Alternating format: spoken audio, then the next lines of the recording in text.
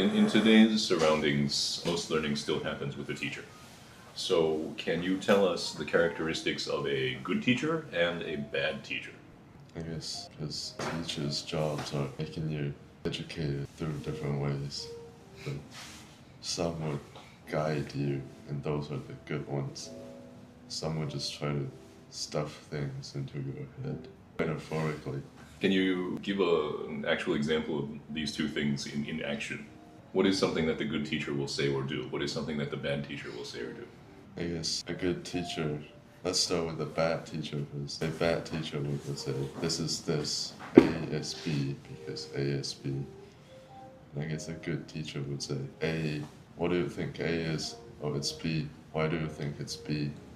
Something like that. So it's not just one directional. I think I can agree with what you say. But as a teacher, over these years, in my experience, I've found that there are more and more students that are unwilling or impatient to be able to do the second way.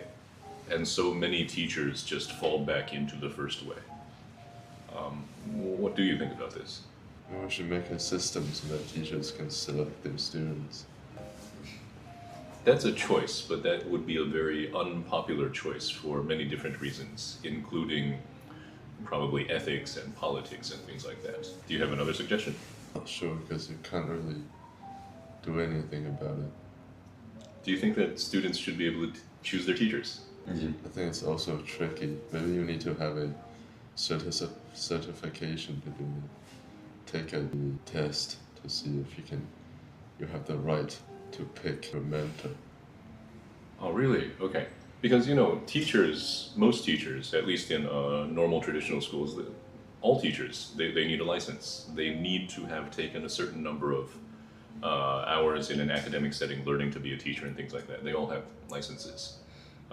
But still we see there are many teachers that students just don't want to work with. We call those lessons idiotification. Is that right? Is that the name for it? So what do you think should be necessary for a student to be able to choose their teacher?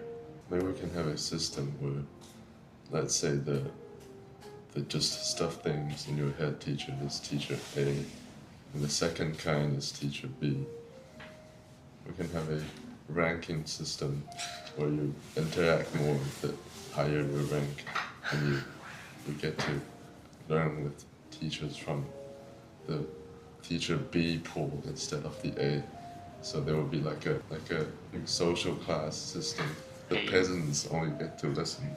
So you mean that there should be some sort of social score, basically. The more you interact, the more you can work with the interaction teacher. That is an interesting idea. Sure, that's something for policymakers to think about. Right? Of course, there are many things like ideology and politics that will make it difficult. What are the characteristics of a good and bad teacher? Well, I know it's hard, but because the teacher and the students, the number are different. But I think because everybody have different ways to learn, so maybe teachers should, depends on which student. For different people, you need to have different ways to teach. And another thing is, you don't need to be kind to be a good teacher, but you need to logically, you don't get mad or angry and start shouting at student for no reason.